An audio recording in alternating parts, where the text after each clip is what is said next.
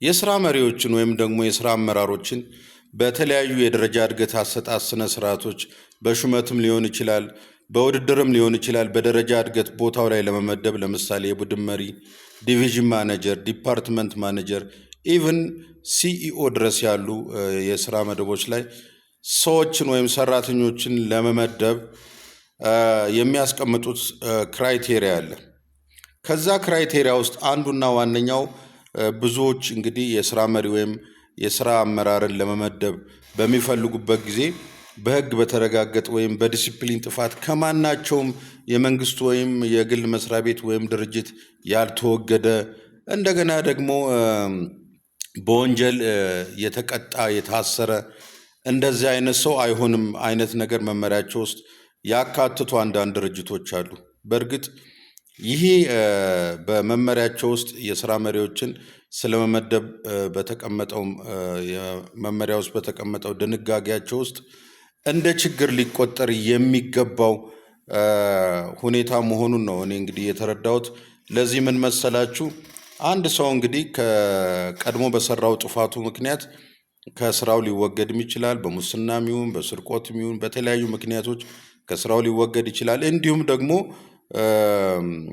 መብቱን በሚያሳጣ ቅጣት ተቀጥቶ የተወሰኑ መብቶቹን እንዲያጣ ተደርጎ በወህኒ ቤትም ቆይቶ ታስሮም ሊወጣ ይችላል። እንደዚህ አይነት ሰዎች ተፈላጊው ችሎታም ቢኖራቸውም እውቀቱም ቢኖራቸውም በስራ አመራር ቦታ ላይ በስራ መሪነት በድርጅታቸው ውስጥ ተቀጥረው እንዳይሰሩ ወይም ደግሞ ተቀጥረውም በሰራተኛ መደብ ላይ ያሉ ቢሆኑ ደግሞ ተሹሞ ወይም በሌላ በተለያየ ደረጃ እድገት አሰጣጥ ደንብ መሰረት ከፍ ወዳለ የስራ ደረጃ ላይ እንዳይመደቡ ለማገድ እንዲመቻቸው የወጡ መመሪያዎች ቢሆኑም ከወንጀል ህጉ አንጻር ሌላ እነዚህ የሚያሟሉ ሰዎችን በዚህ ምክንያት ብቻ ቦታው ላይ እንዳይመደቡ ካደረጓቸው ከወንጀል ህጉ አንጻር እነሱን ተጠያቂ ሊያደርግ የሚችል ድርጊት እየፈጸሙ ነው ብለን መደምደም እንችላለን። ምክንያቱም አንድ ሰው እንግዲህ ከዚህ ቀደም ባጠፋው ጥፋቱ ምክንያት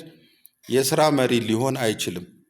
በወንጀል ተጠይቆ ተከሶ ታስሮ የነበረ ሰው ነው ተብሎ እስከ መጨረሻው ሊከለከል አይችልም፣ መመሪያው ላይ ቢቀመጥም ማለት። ምክንያቱም የወንጀለኛ መቅጫ ህጋችን ላይ የአንቀጽ 232 ንዑስ ቁጥር 1 ላይ የተቀመጠ ስለመሰየም የሚያብራራ ስለመሰየም የተቀመጠ ግልጽ ድንጋጌ አለና ማንኛውም ሰው ከቀድሞ አጥፍቶ ተቀጥቶ ሊሆን ይችላል። ከዛ በኋላ የቅጣት ጊዜውን ጨርሶ ከወጣ በኋላ የተቀመጡ ጊዜያቶች አሉ። በእነዛ የተቀመጡ ዝቅተኛ ጊዜያቶች አሉ በህጉ መሰረት ማለት ነው። እና ለምሳሌ በከባድ ወንጀል ታስሮ የተፈታ ሰው ከተፈታ በኋላ 5 ዓመት ያህል አካባቢ ነው ቀጠር ላይ ራሱ ሊከለከልም የሚችለው። እንደገናም ደግሞ መልካም ስሙን ለማስመለስ መብት ሊኖረው ይችላል ማለት ነው ከ5 ዓመት በኋላ። ስለዚህ ፍርድ ቤት ሄዶ ይህ ሰውዬ ከተፈታ በኋላ ስላለው ባህሪ አስመስክሮ አቤቱታ ራሱ አቅርቦ በችሎት ቀርቦ የመሰየም ፍርድ ተሰጥቶት ከዛ በፊት የተቀጣበት ወንጀል ሁሉ እንዳልተቀጣ ተቆጥሮ ከወንጀለኝነት ሪከርድ ስሙ ተፍቆለት ንጹህ ሰው ነው የሚሆነው ማለት ነው እንግዲህ ይህ ሰውዬ። ስለዚህ አሁን ተሰይሞ ማለት አሰይሞ በፍርድ ቤት ንጹህ ስሙን ካስመለሰ በኋላ ሰራተኛ የሆነ ሰው ለከፍተኛ የስራ ደረጃ እጩ ሆኖ ቀርቦ በሹመትም ይሁን በውድድርም ቦታውን የማግኘት መብት አለው ማለት ነው። ከዚህ በፊት ታስረ ነበረ፣ በወንጀል ጉዳይ ተቀጥተ ነበር፣ ወይም ከሌላ መስሪያ ቤት በዲሲፕሊን ጉዳይ ተባረ ነበረ ተብሎ እስከ መጨረሻው ለከፍተኛ የስራ ደረጃ እንዳይመደብ መደረግ አይችልም ማለት ነው። ከተደረገም በግለሰቡ መብት ላይ ጥሰት እየተደረገ ነው ማለት ነው። ስለዚህ አንዳንድ መስሪያ ቤቶች እንደዚህ የኋላ ታሪክን እያጠናችሁ ኢቭን ታስሮ ነበረ ብሎ አንድ ግለሰብ የእስር ጊዜውን በአግባቡ ተወጥቶ የወጣን ሰው ከዚህ በፊት ታስረህ ነበረ ብሎ መናገር ራሱ በስም ማጥፋት ወንጀል በወንጀለኛ መቅጫ ህጉ ላይ ያስቀጣል ያሳስራልም። ስለዚህ እንደዚህ አይነት ደንቦች በመመሪያዎች ውስጥ የተቀመጡ እንደዚህ አይነት ድንጋጌዎች ያስቀመጣችሁ መስሪያ ቤቶች ማሻሻያ ማድረግ አለባችሁ ለማለት ፈልጌ ነው። አንድ ሰው ከዚህ በፊት በወንጀል ድርጊት ወይም ደግሞ በዲሲፕሊን ጉዳይ ተሰናብቶ የነበረ ወይም ታስሮ የነበረ ሰው ለስራ አመራር እጩ ሆኖ መቅረብ አይችልም የሚሉ ነገሮች ካሉ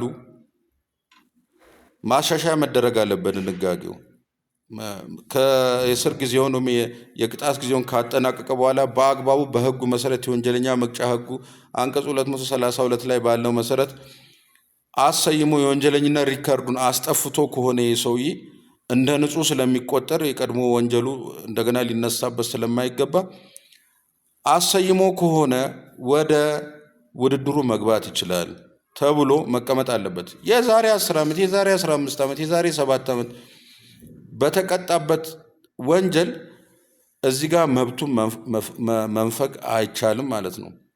ብዙዎች ለሌላ ሰው አሳልፈው ሲሰጡ ለመስጠት ሲፈልጉ የሰው መብት ለሌላው ሰው አሳልፎ መስጠት ሲፈልጉ እንደዚህ አይነት ነገሮችን ከግለሰቦች ላይ የኋላ ታሪካቸውን እያነሱባቸው አንተ ከዚህ በፊት በወንጀለኝነት ታስረ ነበረ ብላ እንደዛ ገለመል እያሉ ውድድር ውስጥ ማያስገቧቸው፣ የማይሾሟቸው፣ ለአመራር ቦታ ላይ ደረጃ እድገት እንዲወዳደሩ የማይፈቅዱላቸው ሰዎች አሉ እየተጎዱ ያሉ ማለት ነው። እንደዛ የሚያደርጉ ይሄን የመወሰን ስልጣኑ ያላቸው የድርጅት ኃላፊዎች የመስሪያ ቤቱ ኃላፊዎች ጥፋት እያጠፉ ነው ማለት ነው።